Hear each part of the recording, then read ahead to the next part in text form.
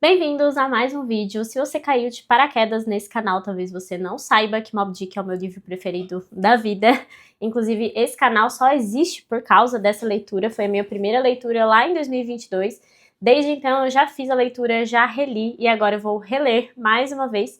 E dessa vez eu quero te convidar para fazer essa leitura comigo.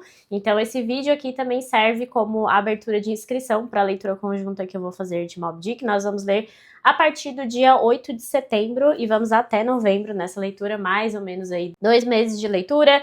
Vai ter vídeo introdutório, quando você se inscreve já tem a plataforma certinha para você, toda personalizada, com 3 vídeos introdutórios que serviram de base aqui para esse vídeo que eu vou trazer para vocês hoje.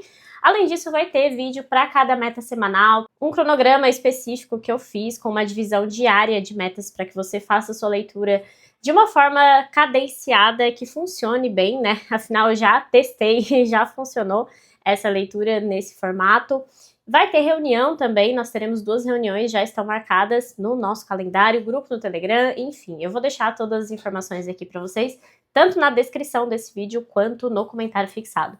Mas, de qualquer forma, querendo você ler agora ou não, que eu recomendo muito que você faça essa leitura comigo, porque o material é vitalício, então você pode acessar quando quiser, e porque eu realmente sou muito fã desse livro, sou muito apaixonada por esse livro, então o que não vai faltar é conteúdo em que eu vou falar sobre ele, vou aprofundar na leitura deste livro, mas de qualquer forma esse vídeo também serve para que você encare com mais tranquilidade quando decidir encarar essa leitura. Porque eu sei que Moby Dick é um livro que assusta, é um livro que as pessoas têm receio de ler por uma série de motivos, seja pelo tamanho, seja pelo enredo mesmo, né, e por trazer esse tema que é bem sensível a muitas pessoas, seja porque é um romance do século XIX que tem várias peculiaridades aí que nós vamos conversar aqui hoje, mas de qualquer forma eu quero trazer então para vocês 6 dicas, 6 coisas que vocês precisam saber antes de encarar esse clássico maravilhoso. Bom, eu queria começar falando sobre o que Moby Dick não é. Moby Dick não é um livro de aventuras. Muitas vezes por conta das várias referências que esse livro vai causar aí, tanto em desenhos animados, em filmes, direto Moby Dick aparece por aí, o pessoal começa a achar que é um livro meio infantil ou infanto-juvenil ou simplesmente que seja uma história de aventura. E não é uma história de aventura, tá longe de ser. Na verdade, assim, o conceito principal de Moby Dick é, de fato, uma caça a uma baleia específica, que é a Moby Dick, né? Eu acho que até o título, o nome do livro evoca essa ideia de ser algo meio infantil, mas é simplesmente o nome da baleia branca, que é uma cachalote, né, albina, que já não é algo muito comum, e ela teria arrancado a perna de um capitão, que é o Capitão Ahab. Então, esse é o mote principal aqui do livro, uma tripulação que vai atrás dessa baleia, especialmente buscando vingança por conta aí desse capitão que sofreu graças a ela. A questão é que o principal aqui do livro, e o que a gente vai ver com muita profundidade nesse livro, não é simplesmente homens num navio indo atrás de uma baleia. Então a gente tem muita coisa dentro desse livro, aí vem o segundo tópico que eu quero abordar com vocês, sobre o que é, de fato, Moby Dick, o que é esse livro. Porque aqui nesse livro a gente tem uma reunião de várias coisas. Então, além desse enredo e do desenvolvimento desse enredo, nós temos partes de teatro, nós temos um lirismo incrível aqui, porque o texto é muito poético, muito bonito, tem muita reflexão filosófica, tem cetologia também, tem uns trechos assim que parecem tirados de um livro científico mesmo, parece que você está estudando biologia ali no livro, porque ele vai de fato dissecar a baleia e falar sobre a baleia em vários aspectos e muito detalhadamente. Só que a baleia aqui nesse livro representa muitas coisas. É curioso porque o próprio Melville fez sucesso na vida dele com romances de aventura, né? Então ele tem algumas publicações anteriores a Moby Dick que eram, de fato, essas expedições marítimas. E é um romance do século XIX, né? Um romance americano do século XIX que tem um contexto de histórias de aventura. Então muitas vezes tem essa expectativa, né? Mas Moby Dick acaba sendo esse tratado transcendental sobre o bem, sobre o mal, sobre o ser humano, sobre vingança, enfim. Aí vai muito longe. E uma outra dica que eu queria deixar aqui é a quantidade de referências que você vai encontrar nesse livro, porque esse livro vai ecoar a Bíblia, vai ecoar Shakespeare, vai ecoar também esses conhecimentos científicos, né? Mas, em questão literária, de referência literária, vale ressaltar mesmo o tanto de referência que tem da Bíblia e de Shakespeare. Então, acaba sendo, assim, um livro muito rico, que você vai relacionar com outras leituras, que você vai ficar com vontade de fazer outras leituras, e você vai poder ver, então, essa intersecção, né? Essa relação que a obra tem com temas grandiosos, que não apenas uma caça a uma baleia específica. Apesar dessa densidade, dessas referências, tudo isso que eu tô falando, uma coisa curiosa de comentar também é que você vai encontrar ironia, vai encontrar humor nesse livro, especialmente no começo. Então, é um livro que vai te trazer muita coisa e muito mais do que essa mera sinopse aqui, né, que eu fiz brevemente.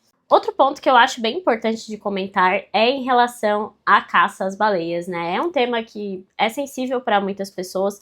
Sim, tem alguns trechos que são, de fato, pesados aqui no livro, mas são poucos, na verdade, e são trechos que fazem justamente a gente pensar, né? A ideia do livro não só é trazer assuntos metafísicos, né, e questões que vão muito além aí do ser humano e do mundo em que vivemos, mas também trazer essa problemática aqui, porque uma das melhores frases do livro, que é uma das minhas frases preferidas do livro, diz que não há loucura de animal algum na Terra que suplante a loucura dos homens. Então a ideia é, de fato, destrinchar essa alma humana, mostrar como o homem é o pior dos perigos que vive na Terra. Então tem sim essa questão de caça às baleias, e eu acho importante também não fazer uma leitura anacrônica do livro, né?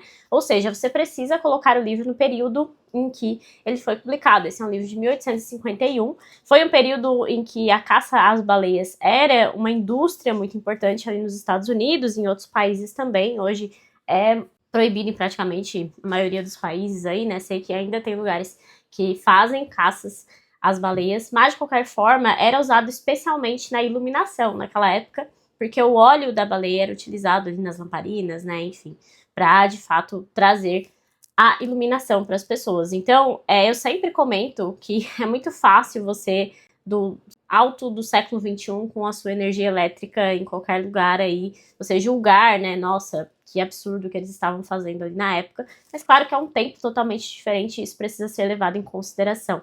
Inclusive na própria escrita do livro, né, o livro é descritivo, tem toda essa ideia enciclopédica também por ser um romance do século XIX. Não tinha Google na época para você jogar simplesmente o que é uma baleia da espécie tal e aparece a foto ali para você na maior facilidade do mundo. Naquela época isso não existia. Então é muito comum que romances do século XIX sejam mais descritivos, tenham esses detalhes que para nós às vezes parecem, né, desnecessários. Mas eu confesso que eu gosto mesmo desses trechos, porque é o tipo de leitura que me agrada mesmo, e sei que tem muita gente que gosta também de um romance bem descritivo. Reforçando essa ideia da simbologia, né, eu já falei que tem muita coisa bíblica, tem muita coisa shakespeariana aqui, e tem cetologia, enfim, tudo isso, mas a baleia aqui em Moby Dick talvez demore um pouco para aparecer, ela talvez seja uma protagonista quase invisível em muitos capítulos, apesar de ser tão dissecada por esse nosso narrador, mas ela representa muitas coisas, ela pode representar muitas coisas, e muitos leitores têm até interpretações distintas do que é essa baleia.